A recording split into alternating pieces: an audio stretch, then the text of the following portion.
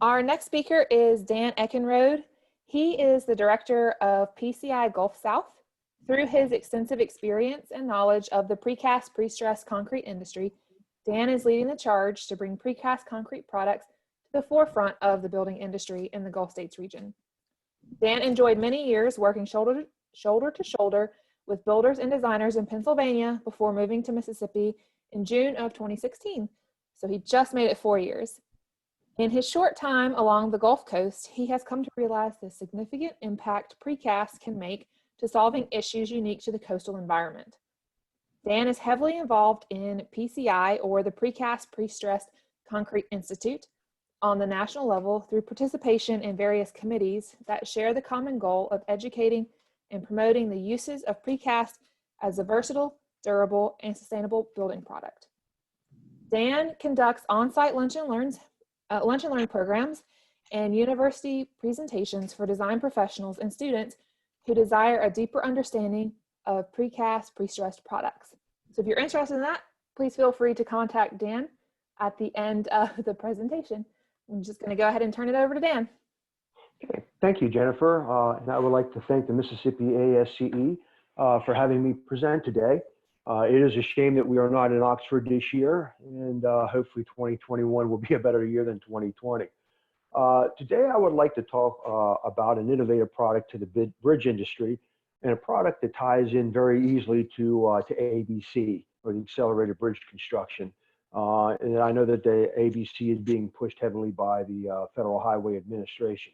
And as many of you know, the bridges within our state, in Mississippi in particular, are rather in a sorry state. I'm hoping that this technology that I overview here can be just another part of the engineer's toolbox, if you will, when designing bridges.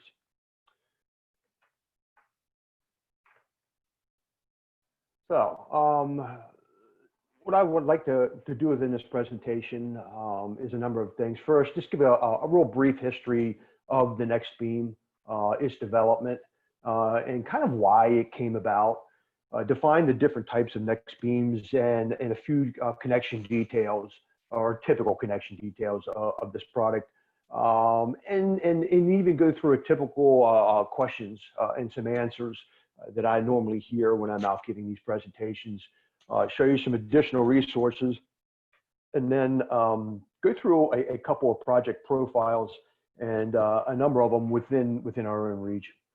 So as the name implies, the next beam was developed in the Northeast. They have a chapter up there very similar to ours down here, the PCI Northeast, and they have a technical committee. And the members of that committee are members of the state DOTs, consultants, and obviously precasters. And they focus on updating, their regional standards revolving around ABC, and a lot of information that comes out of that region can be used in other parts of the country.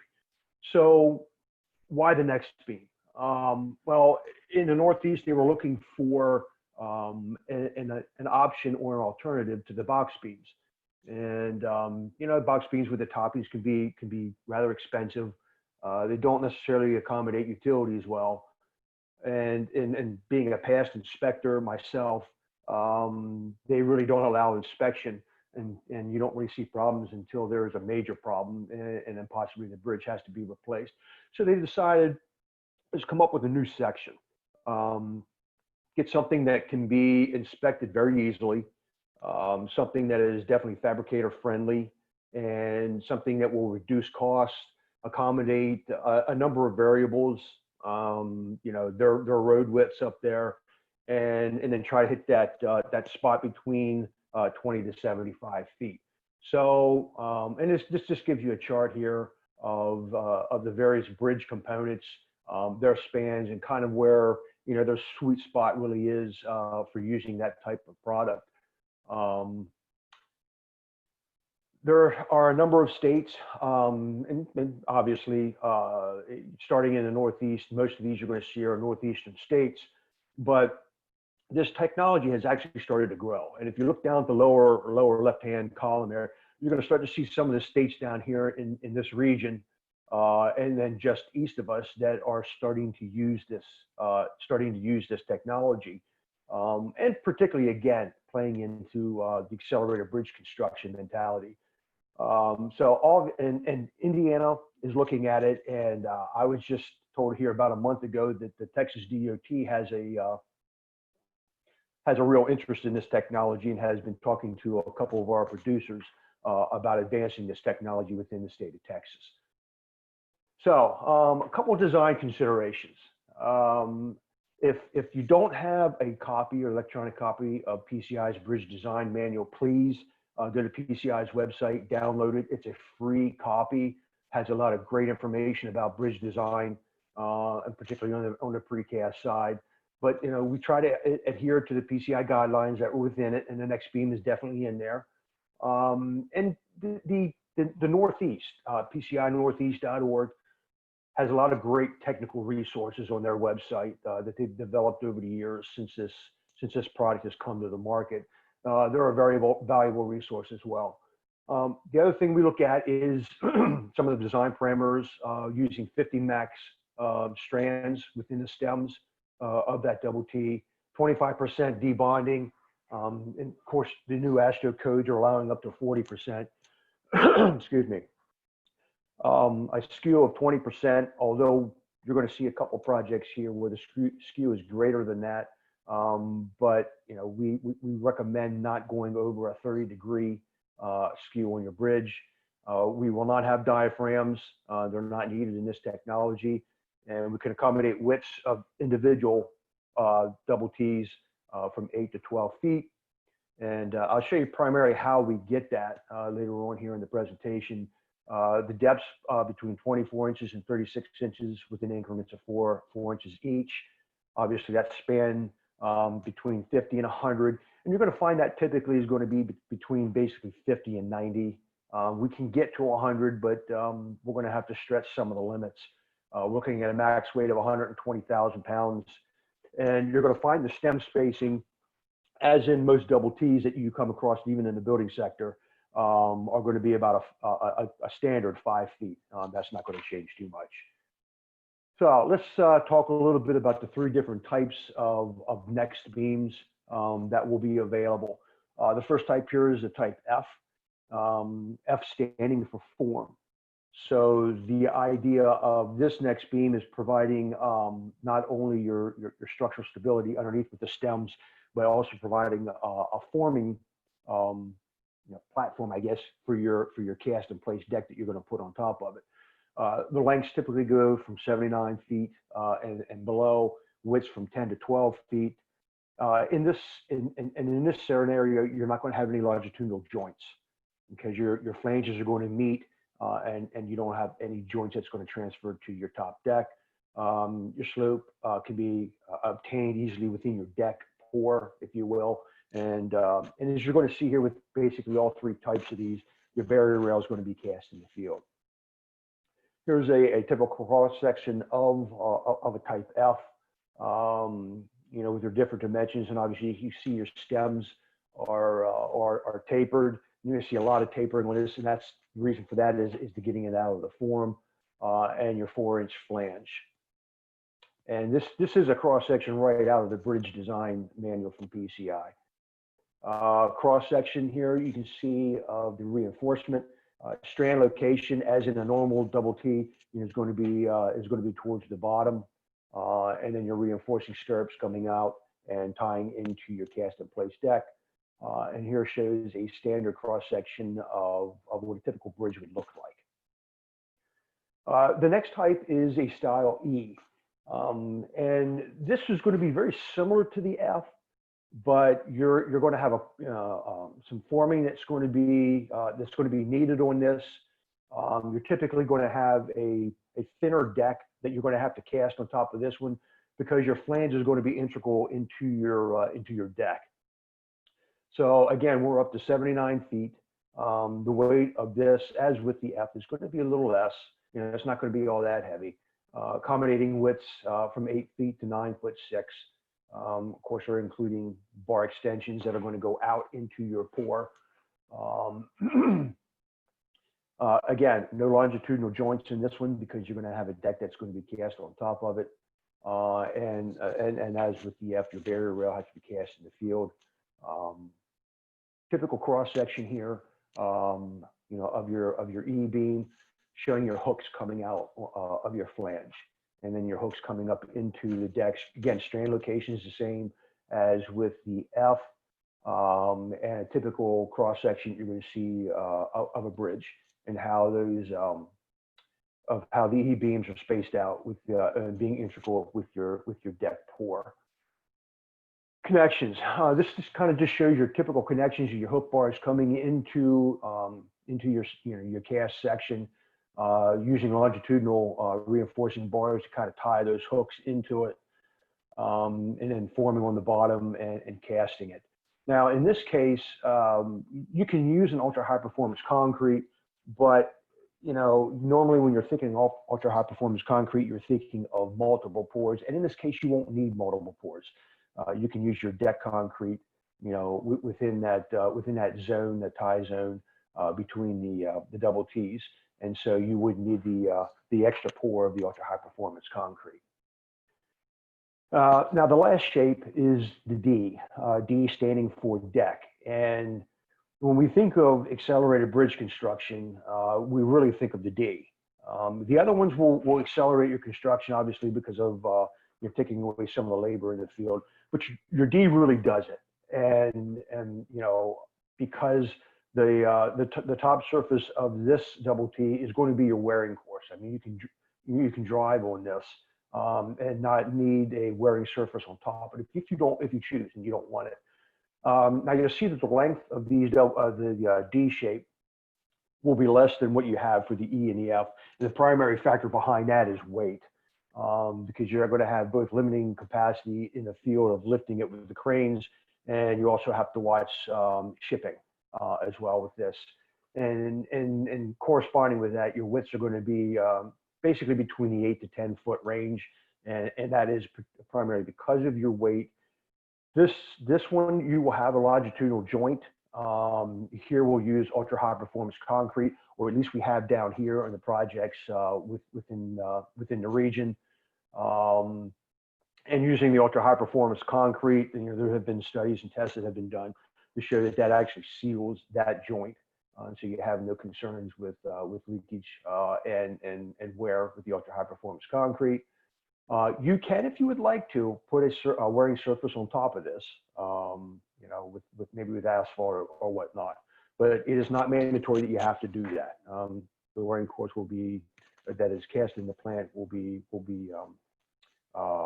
sufficient enough that you won't have to. And again, you'll see your barrier rail must be cast in the field. Typical cross section here, instead of having an open hook, now you have a return hook that will go into that longitudinal joint.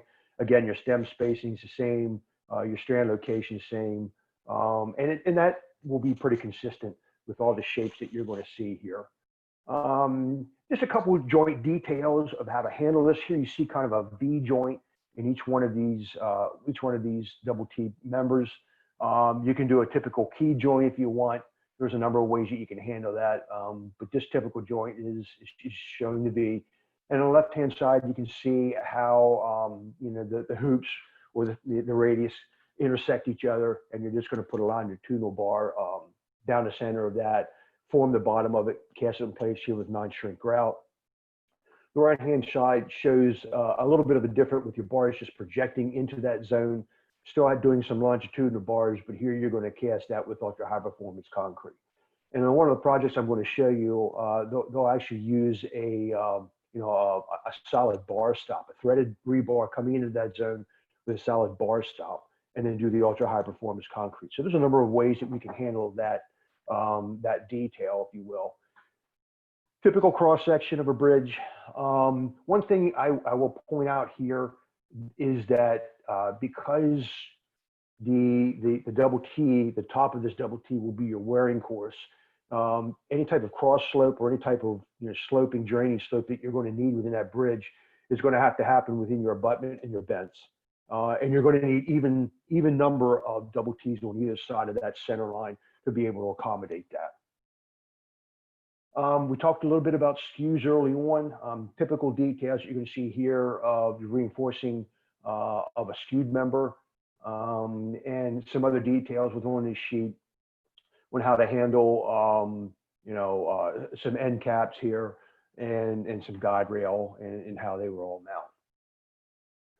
So how do you choose between these? Obviously, there are some advantages to each one of these. Your F is going to be a lighter member. If you don't want to do any forming in the field and you still want to cast a deck on top of this, so you don't have any longitudinal joints, obviously the next F would be the way to go, because you would have no forming. The next E, if you wanted to thin up that top deck a little bit, and you wanted to make these beams a little more integral within that deck, obviously your next E would be your choice.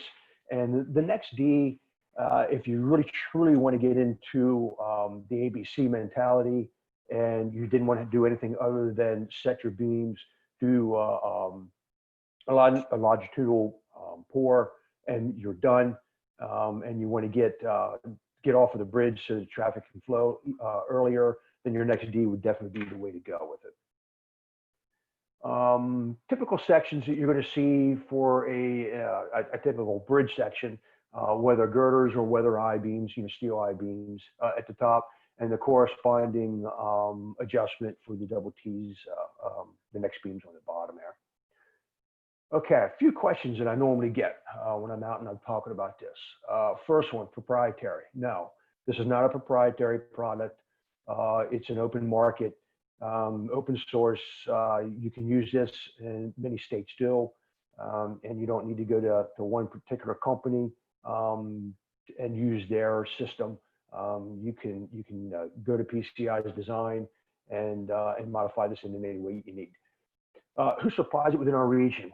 Actually, we have Forterra, and the projects that you're going to see later on here within Alabama, Forterra is supplied. But I also have another precaster down along the coast that is heavily looking into this, and they're the ones that's kind of dealing with TxDOT and trying to implement this within the Texas marketplace. Other more economical than other bridge systems, I would definitely say anytime you can take away labor within the field, as in the F, and get rid of the forming, you're going to save some money. And the D, the one thing we kind of forget is user impact. There's definitely a cost to opening up a bridge a little earlier, cost savings, if you will. And so when you go to something like the D, yeah, there definitely is a cost savings to the general driving public in trying to get through to that bridge. So I would say yes, they are more economical than other bridge systems. How do I handle utilities on a bridge? I showed you some of the stem locations. Easily side mount them as long as we stay away from the strand. And you can also go through those stems depending on the size of the utility, as long as, again, we don't hit any of the strands. Excuse me. Are diaphragms required? On this type of product, no, diaphragms will not be required. Can the next beams be used for skew bridges? Yes. Again, up to 30 degrees recommendation. Can they be used on curved bridges? Yes, on a slight curve. Obviously, the stems themselves do not curve. They have to stay straight, but you can curve your flange. So I would say yes, you can use these on a curved bridge. And I'll show you some examples of fabrication of how that's done. How do you seal longitudinal joints? As I mentioned there, you're going to use an ultra high performance concrete. This joint has been tested, and provides resistance to long-term fatigue, loading, and does provide a seal for leakage. So yes, and yes, you can design your beams for continuity. So let's talk a little bit about the production, and things that you can do with these next beams. And if you're familiar with a double T, say you would use in a parking garage, in that type of situation, it's kind of the mentality of the next beam in using it. It's a standard form. The form comes in a standard width. Obviously, you can move your rear rails in and out to accommodate your different widths of 8, 10, 12 feet. Your stems in this form will be a standard depth, And what they normally do in double T's is they'll fill up the stem, and that's where you get, from a 36 to a 24, and the various stem thicknesses.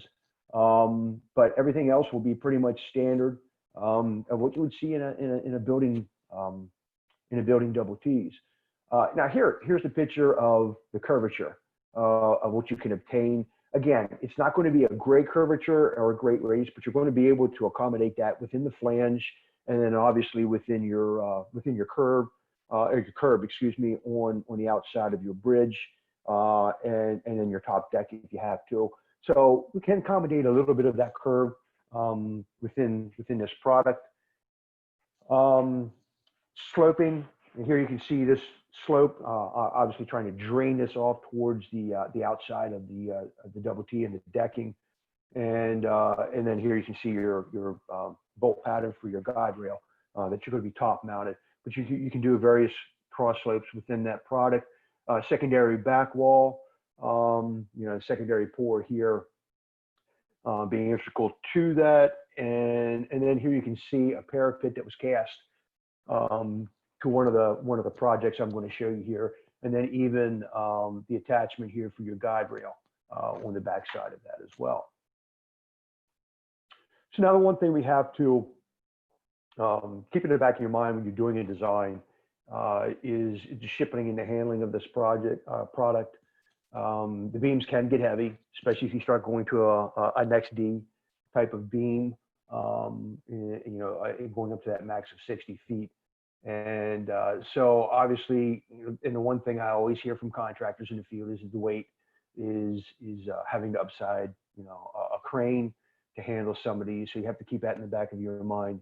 Whether you're going to be able to use one, whether you're going to use a slider beam to move one on the other side, whether you're going to have two cranes, you're going to have to pick from one side. All those things kind of have to be, thought about as you're going through a design and before they start manufacturing these things within the plant.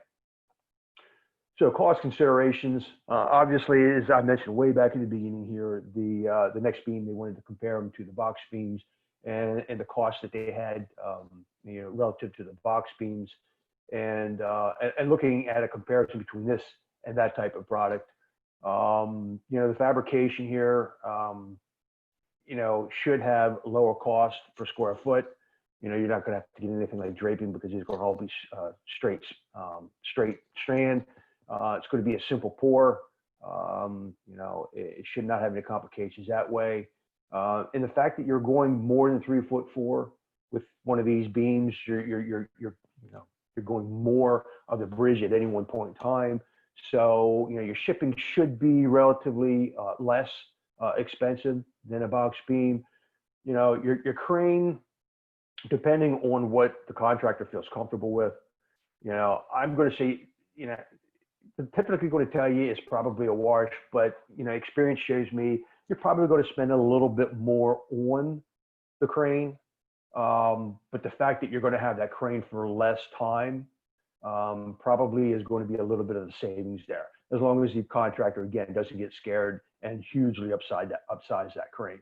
And then the installation, definitely, if you're going to get into a D, the installation should not take as long, and there you should definitely be able to get an advantage to using this product over the box beams.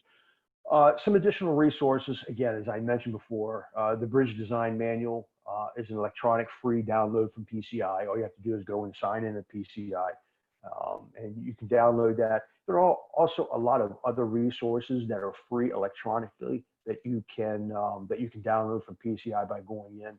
So I encourage everybody to do that. The website for PCI Northeast, I would suggest going there as well, because again, they have a wealth of information, especially since it's the region that developed this technology. Occasionally, you'll also see articles in Aspire. Just recently, there was one from Alabama for the project outside of Birmingham. So I encourage you to go to PCI's website and sign up for the Aspire magazine. It is now all electronic, and And it's a very good resource for you to go to, as well as some of the other technical handbooks and literature that PCI has. Okay, so let's talk a little bit here about some of the case studies and projects that have used this, and do a little bit of overview on them. This is the first next beam that was ever done. Project up in York, Maine. 7-span structure, utilizing 28 next beams, okay, up to 80 feet. So we're reaching out there with some of these, but they wanted to have some pretty nice open spans for the waterway. Have the navigational clearance here. The picture on the right-hand side shows obviously they used a barge, which was kind of handy, was kind of nice, being able to get the crane out in the barge and getting them right to where they needed them. Didn't have to worry about coming in from the ends. So that picture shows a little bit of the installation of that. And then the picture on the left that's kind of back there shows what the bridge looked like before they did the modification with the next beam one. And going back to this picture here, you can see that's some pretty nice open spans. Got rid of a lot of these wooden piles that they had in the existing structure. This project here, the nice thing about this is this project being done in 60 days. Of course, there was more than just next beam type of product that they precasted on this. They did some footings, abutment walls, wing walls, some guide bar transitions, and approach slabs. So this was definitely designed with an ABC mentality, trying to precast as much as you can off-site, and then just setting it in-site or on-site. Total life of this one here, around the 64-foot, 6-inch length, and incorporating some of the skews. Here you can see them setting the footings underneath the abutments. And take notice of the precast delivery. They closed the bridge on May 11th, and they started delivering May 21st. And they were done on June 12th, so a total of 10 days to set all of this precast. And here you can see the abutment and wing walls being set on both sides on top of the footings. Next beam's going in place here. And from the picture here, you can see they have a crane on both sides. Nice view from the underneath shot. Nice clean lines. Very easily, again, as a past inspector, very easily inspectable.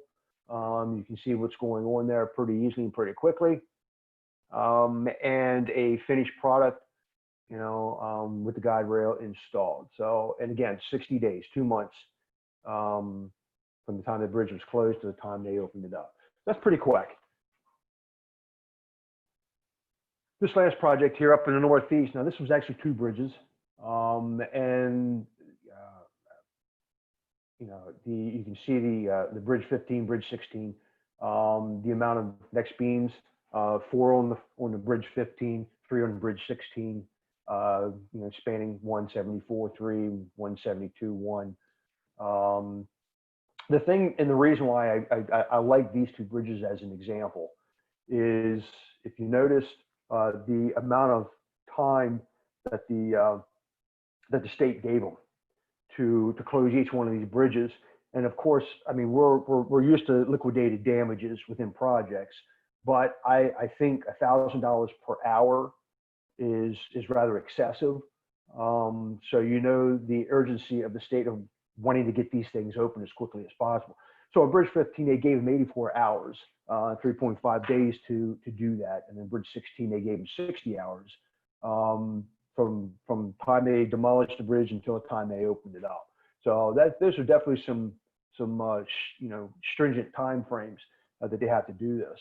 So the incentives, obviously for the contractors to get this thing done and get it open as quickly as possible. And here in this picture here, you can see the next beams being lined up, being ready to set. And the thing I think is important about this, if you look at bridge 15, you look at bridge 16, they opened bridge 15 in 72 hours. So they beat their initial time frame by 8 hours, essentially, a working day. And in Bridge 15, they opened it up in 52 hours. And again, essentially an 8-hour working day, which I thought which was really impressive, to say the least. Going a long weekend, essentially, from the bridge time is being closed to the time it's open. So that's pretty nice. Here you see a launching beam that they're utilizing to get the next beam from one side to the next, and then setting these things in their final resting place here. And obviously you can see here they're using the D beams. They don't have to worry about doing a wearing course or casting a deck over it. And then just a different angle here. It looks like they're wrapping up the cranes. They have their beam set and they're ready to get the cranes off site. And then the finished product. And again, to have something done in 72 hours and in 52 hours, just a major accomplishment in my book. I bring this one up, technically not necessarily a bridge, but I just thought it was interesting, that Logan Airport had chosen to go to this technology to do an extension. Obviously, when the FAA gets involved with anything, things get a little more complicated. But they needed an extension here of 460 feet to accommodate the compliance of FAA, and then they went to use the 330 X beams. And I just thought that was kind of interesting that an airport would do something of that nature. So again, not being a bridge project, I just thought it was kind of neat. Okay, let's get something a little closer to home here. And the next three projects here will be in Alabama. Alabama has kind of grabbed a hold of this technology. This project here was not actually a DOT project. It was a city project that decided to use the next beam technology. This was a raceway or a flume, I guess, if you will, over Cribbs Mill Creek that the city wanted to replace. So they reached out to one of our producers, and they were originally thinking that they were going to use the precast bridge deck units in replacing what they originally had there. And Forterra talked to them, discussed the new technology of the next beam, and they had decided that this looked like it was a pretty good application for what they were proposing, and then went ahead and agreed upon using this technology. Then you can see down here that they wound up using 8 NXTs in place of 24 bridge deck units. So it was kind of a massive reduction in number of pieces for this project. And again, as being a past inspector, anytime you can reduce pieces is obviously a good thing within a project. They wanted no visible joints, so they decided to go with an F here, with a deck overlay. And this project was done in 2 phases. The first phase obviously was for a roadway and to get the roadway open, and that's what you're going to see pictures of here. But I thought it was interesting that they delivered the beams on April 1st, and then by May they had them all set and it was open to traffic. Again, it's a pretty quick turnaround here. Typical lengths of these were 38 feet, had a 15-degree skew on it. First phase was 3 next beams, and the next phase 2, was 5. Cast with a flat top, and it had an 8-inch deck on top of it. And when they did a cost comparison between this and what they were going to do with the precast deck units, they found out that it was actually a little less going with the next beams in cost. So that was definitely a benefit. Plan view of the roadway and the next beams. You can see down the lower part was phase 1 and the upper part being phase 2. Number of pictures. The one on the right is the beam being stripped from the form, kind of sitting in the precaster's yard, being ready to ship. All the form stripped from it, and in the picture on the left, you can see them with one crane picking these things up and setting them in place. Again, a couple pictures from the field. The three next beams have already been set in place side by side. And looks like they'll be ready to start setting pans up and casting their deck.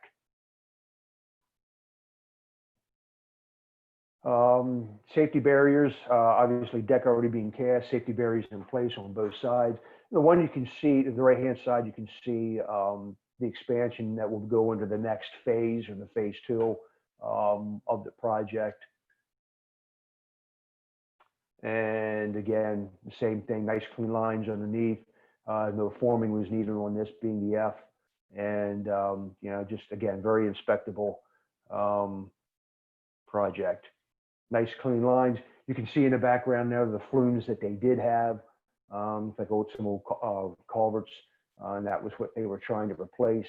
And again, you're looking at this. This is nice and wide open, no obstructions, and that was very beneficial to the city. A couple general observations on this one here. This was the first project in the state of Alabama to use the next beams. Both the owner and the contractor, you know, really liked the ease of use of these beams. Both, I guess, for setting and the ease of just the product in general, the safety and the look of it. Not as many people that they would need it in the field. The owner definitely liked not having joint lines and you know, dealing with future maintenance issues, which is always something that I hear from DOTs.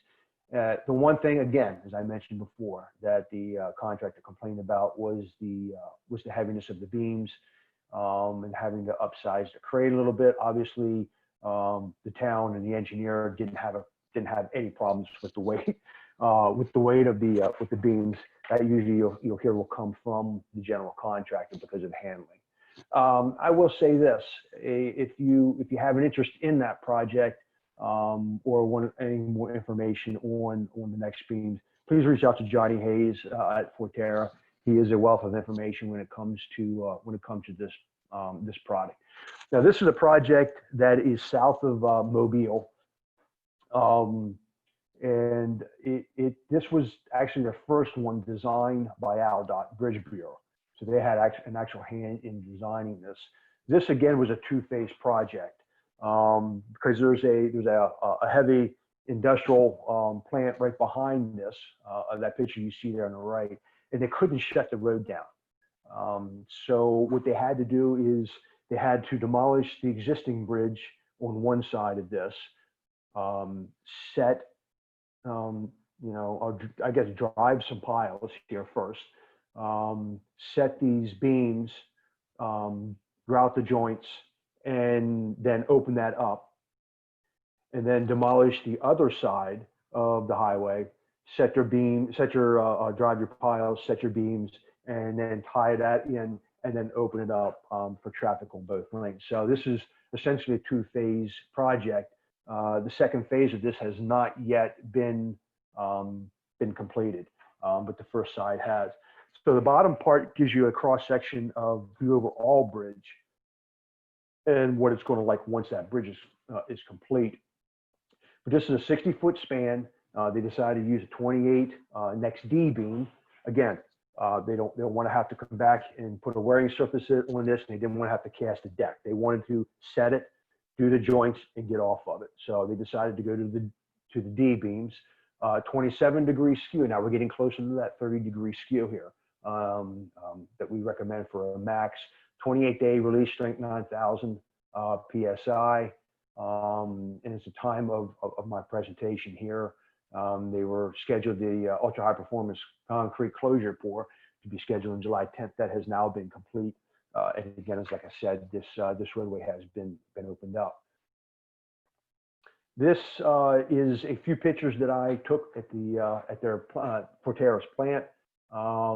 Lower left-hand corner is all the reinforcement being tied, strand being stretched and pretension, lifting hooks in, and that form basically is ready to go. See the strand on the lower right-hand side going through the bulkheads, and the upper left, the product had been stripped, but the wooden bulkheads had not yet come off of off of that of the next beam there on that stem. Now this is a video that I took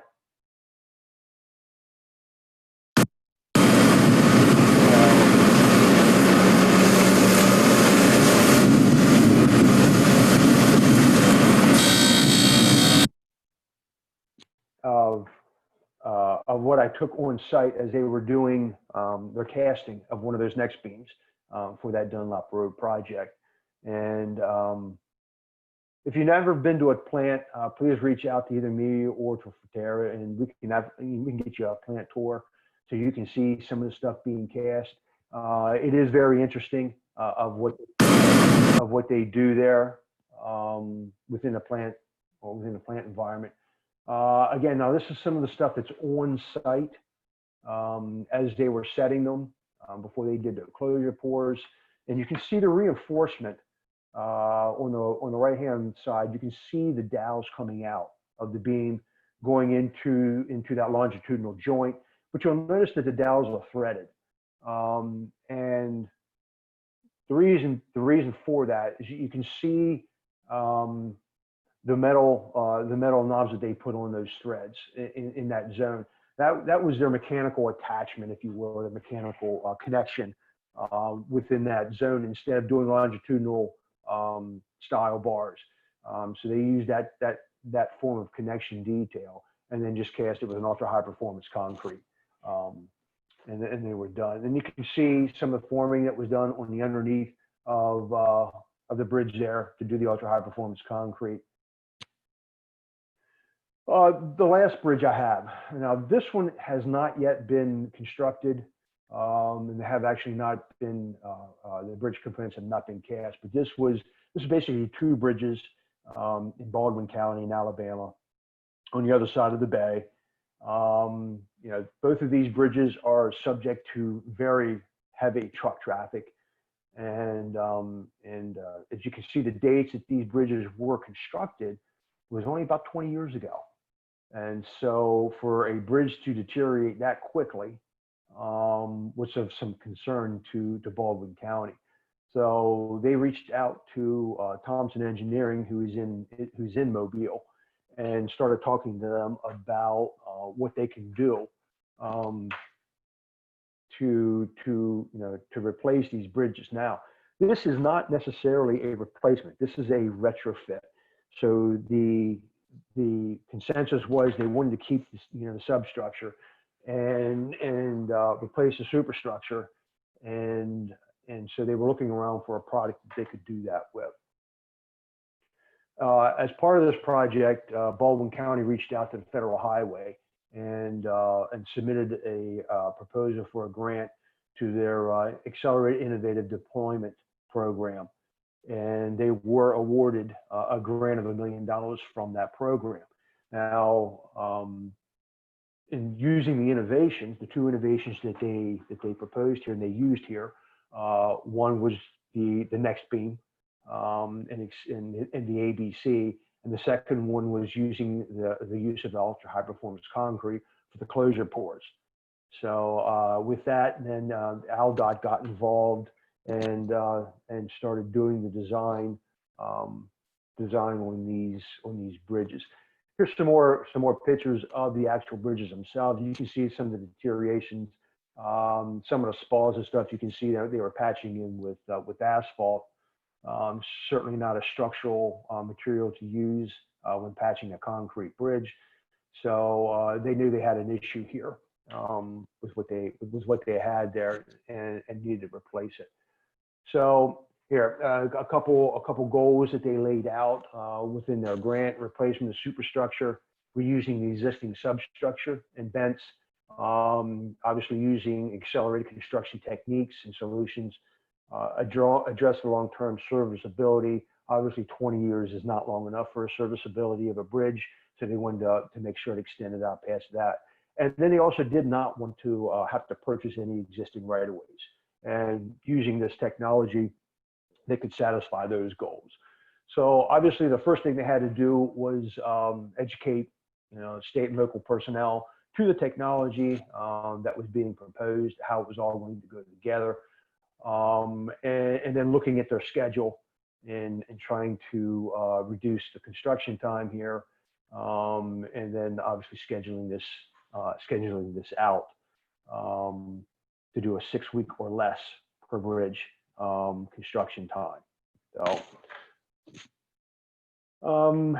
existing, this shows you a little bit of existing what the channels are. They're 21-inch channels.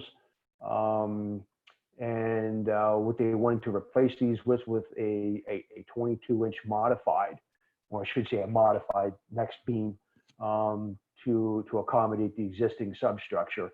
And so so they got down to a 22-inch.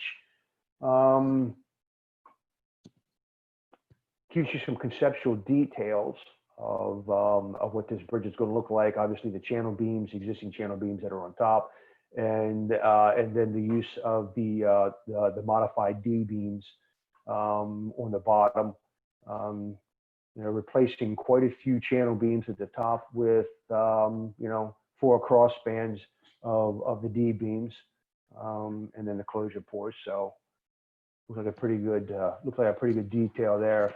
Modified next beams here. There's a cross section here, and you can see the modification here is the block out at the ends, and that is to accommodate maintaining their clear span and accommodate the existing substructure that they have to go on. Some of the additional resources for this particular project, and I'm going to try to keep following this project as it goes along, so I can kind of show the progression later on in some of these presentations of what the state has gone through in their design, what the precast has done within their manufacturing, having this thing set. So I just want to try to develop a really good case study of this thing from A to Z of a full project.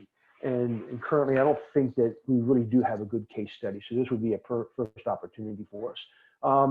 Dave Tomlin with Thompson Engineering is really a champion of this type of technology. He has been in part of the chair of our transportation committee here at PCI Gulf South, and has really been trying to push this technology within the states. Alabama seems to have grabbed a hold of it, and of course we're talking with Mississippi and Louisiana as well, particularly on the smaller spans, back roads, you know, that type of stuff. Not maybe not within the state realm. It's more within the local municipalities and such. But Dave's a good resource to reach out to. The Federal Highway, again, is another resource to reach out to, and as well as with the ultra high performance concrete.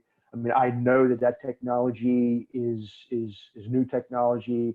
A lot of interest in it, both from regional as well as federal perspective. PCI has done some research, current research actually, when the use of ultra high performance concrete and trying to get away from proprietary type mixes so that it can be used by anyone at any time. And of course, what comes along with that, ultra high performance concrete is beating down the price, so that can be, you know, so that could be used reasonably instead of making things a little more expensive. So reaching out to the different Federal Highway Administration type of websites is you know, good resource as well. And you can always reach out to me as well, and I can help with some additional information.